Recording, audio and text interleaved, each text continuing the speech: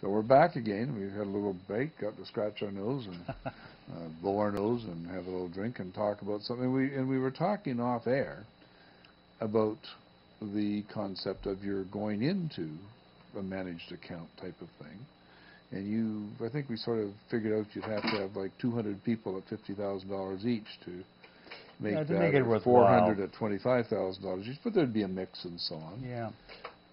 We decided a year ago not to launch the pools. I mean, one of the reasons was the markets and so forth and the extra cost of doing it. There is a cost to doing it, and not only an initial capital cost, getting it organized and registered with an offering memorandum and the like, but then you've got your ongoing accounting costs and so forth to run private pools. But I'm just thinking of all those people.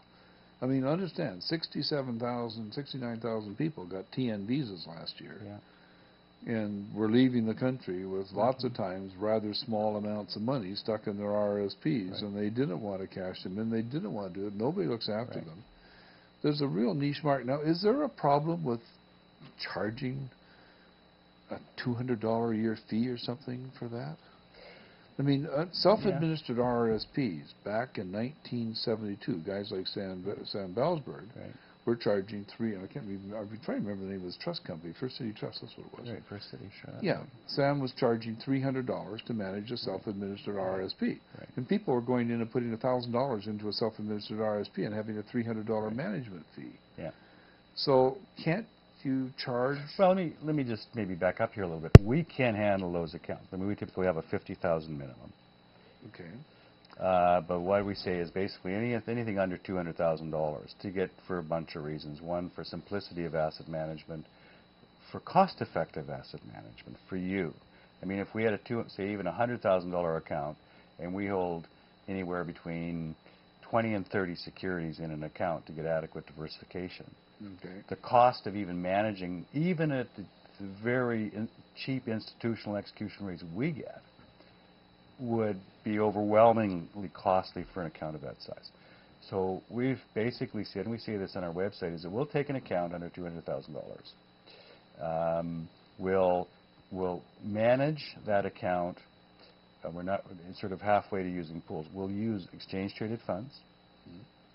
So if you want to have an equity allocation to Canadian energy stocks, we will use an exchange-traded to bogey the energy sector in Canada. Okay. So we'll manufacture for you a portfolio of Canadian exchange-traded funds.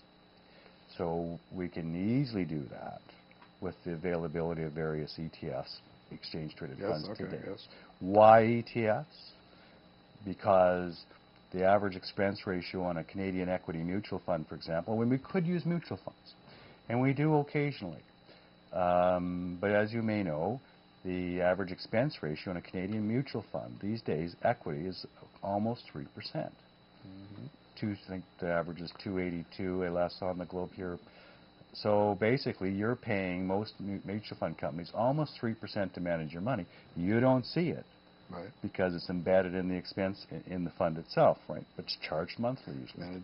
Management expense ratio. Right. Yes. So when we use the ETFs, for example, we'll say we may get favorable on the Canadian equity market, and we will buy the TSE 60 ETF. I can't recall what the exact expense ratio on that is, but it's 30 basis points.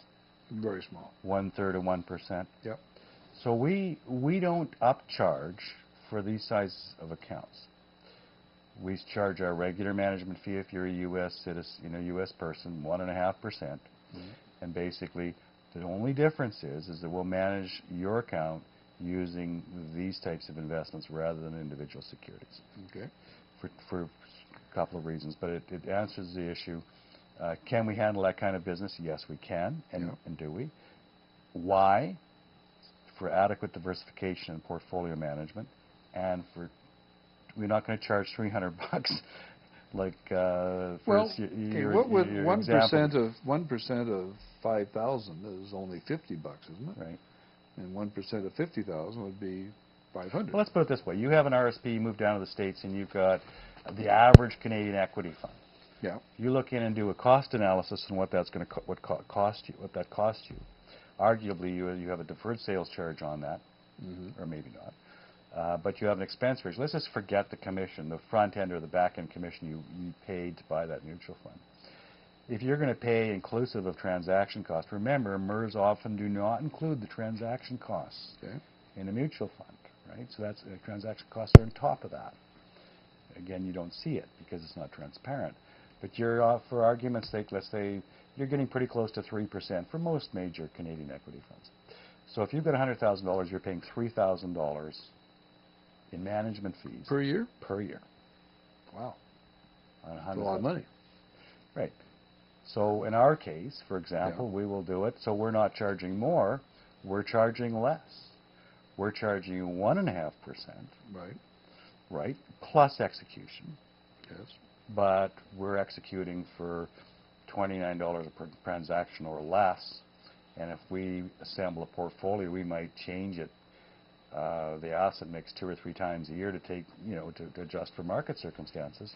So the cost of managing these assets is probably close to half of what a normal of what a mutual fund would be. So our cost-benefit analysis to you, the investor, is fairly compelling. I'd like to charge $3,000, 3% management expense ratio like a mutual fund, but we don't. So some days I feel like we're giving it away. Well, I know that feeling too. But you also produce very good reporting. We have good reporting. We have online reporting. We have, as for cross-border, as you know,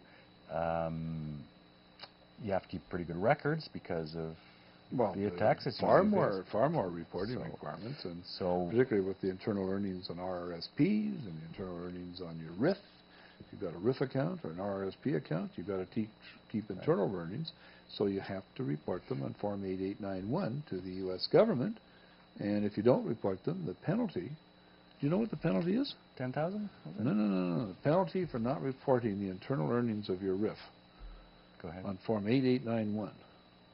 Now, first of all, I'm going to say, I, David Ingram, have never seen the U.S. government, the IRS, impose the penalty at this point.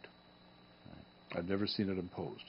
But there was a time when I'd never seen a $10,000 penalty imposed on somebody for not reporting their bank account. Right. And the first person that I saw the $10,000 penalty imposed on was a 105-year-old lady.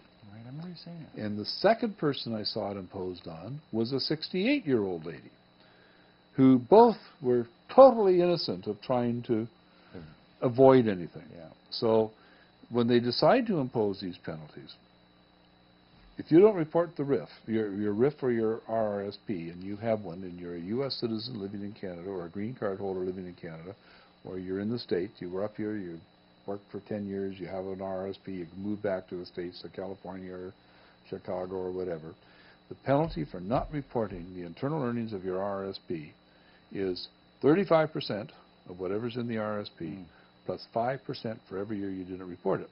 That's big. So 15 years is 75%, and 35% you owe 110% of whatever you got in your RIF if you haven't reported it, and you owe tax on the RRSP or the RIF, whatever it is. That's the penalty. That's the statutory penalty. Yeah.